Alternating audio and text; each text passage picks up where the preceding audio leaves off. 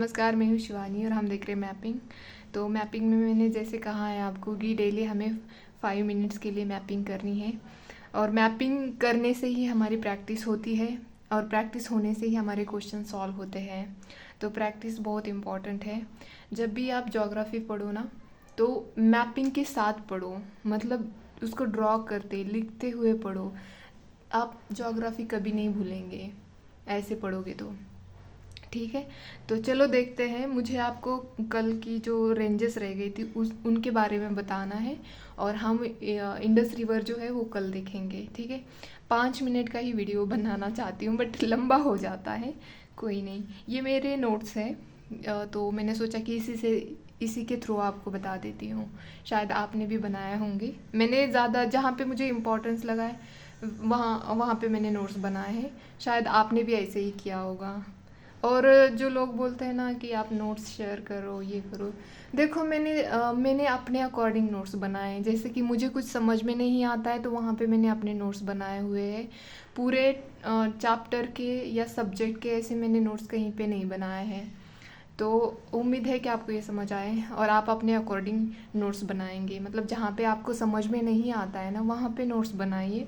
पूरे सब्जेक्ट के या पूरे टॉपिक के बनाने की ज़रूरत नहीं है। ठीक है, और वैसे एक बात बतानी थी, आपने जो बुक लिस्ट फॉलो की है उसी को ही फॉलो करें। इधर उधर के सोर्सेस मत रेफ़र करिए। अभी प्रीलिम्स आने से पहले मार्केट में इतने सारे पीडीएफ आ जाते हैं, इतनी सारी नोट्स अवेलेबल होती है कि कंफ्यूज मत होइए। जो आपने फॉलो किया है उसी को फॉलो करिए। ठीक है, और प्रीलिम्स के लिए करंट अफेयर्स जो होते हैं वो आपने अगर पूरे साल में किसी एक वेबसाइट के फॉलो किए होंगे ना, जैसे विजन के हो या ओनली आइस वालों के हो या इनसाइट के हो, अगर किसी भी एक के फॉलो किए हैं ना आपने तो उसी एक के ही फॉलो करें।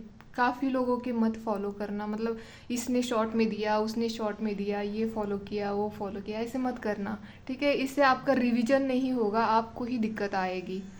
तो चलो देखते हैं। और मैं हमेशा यही कहती हूँ, मेरा खुद का यही मतलब मानना है कि 75% तो क्वेश्चंस यूपीएससी स्टैटिक से ही पूछती है।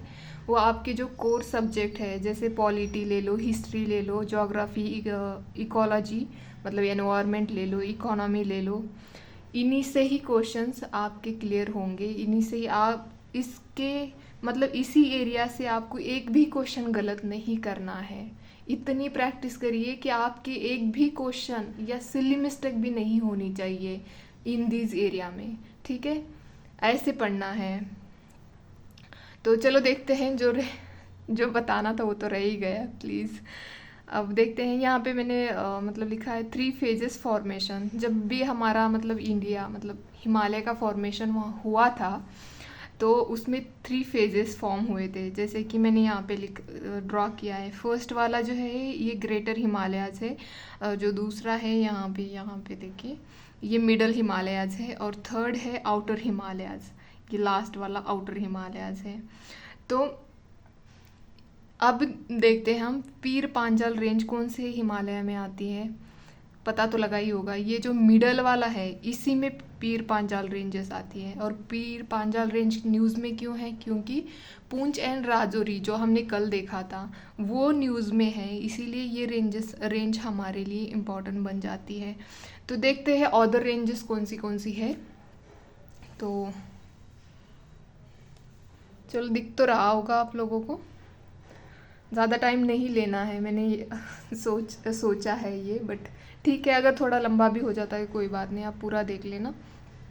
ये जब देखोगे ना, सबसे पहले ऊपर से अगर देखोगे ना काराकोरम रेंज आती है, उसके बाद आती है लद्दाख आती है, और उसके बाद झांस्कर आती है। तो ये सब कहाँ पे आती है? ये ग्रेटर हिमालयस के वहाँ पे आती है। ठीक है, इसको ट्रांस हिमालय भी बोला जाता है। इन तीन रेंजेस को मिला के यहाँ पे ट्रांस हिमालय भी बोला जाता है। कारा का मतलब ब्लैक होता है, तो ये आपने एनसीईआरटी में पढ़ा भी होगा। तो ऐसे आप ड्रॉ करोगे ना, खुद के नोट्स ऐसे बनाओगे ना, तो आप कभी नहीं भूलेंगे, ये मैं गारंटी देती हूँ।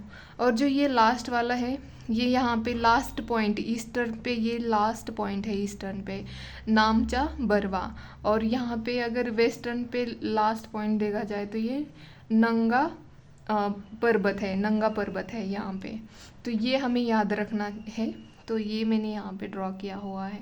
बाकी तो ये हिमालय के बारे में है कि कॉन्टिनेंट प्लेट कोलिजन हुआ था, फोल्ड माउंटेन टेरिटोरी है, यंग माउंटेन है, ये सब सेडिमेंट्री रॉक है, इनकी मराइन ओरिजिन है।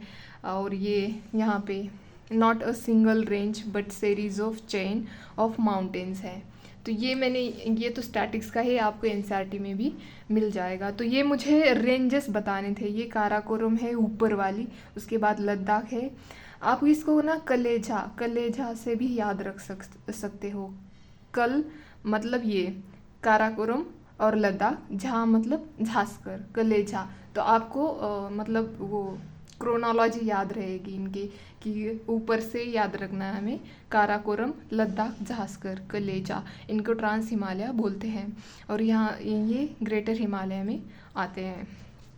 ठीक है, तो अभी जो लास्ट में मतलब आपको जो बताना था मुझे, तो ये है यहाँ पे, ये जो मैंने ये सब खिचड़ी बनाई है, तो ये इम्पॉर्टेंट है। क्योंकि ये देखो, अभी मैंने आपको बताया था काराकोरम, लद्दाख, झांसकर, ओके। तो इन तीनों को मिलके हम ट्रांस हिमालय बोलते हैं। और इनमें जो क्या बोलते हैं उसको, तो इसके बाद जो आता है यहाँ पे, ये ग्रेट हिमालय है। और ग्रेट हिमालय के नीचे ही ये पीर पांजाल रेंज है, और उसी के नीचे ये धौलाधार रेंज है।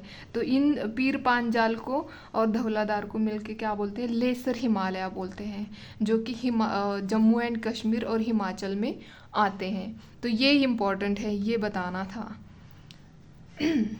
ठीक है, बाकी तो आप देख ही रहे हो, काराकोरम में K2 ये आपका पीक आता है।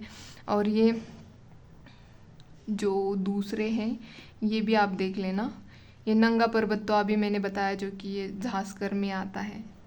और ग्रेट हिमालय, थोड़ा सा इसके बारे में भी आप पढ़ लेना। वीडियो लंबी हो रही है ना, तो इसीलिए। और ये भी थोड़ा सा आप याद रखना, डिवीज़न जो है, east west division of Himalaya. तो इतना ही बताना था आपको, होप कि समझ में आए। आज के लिए इतना ही, धन्यवाद।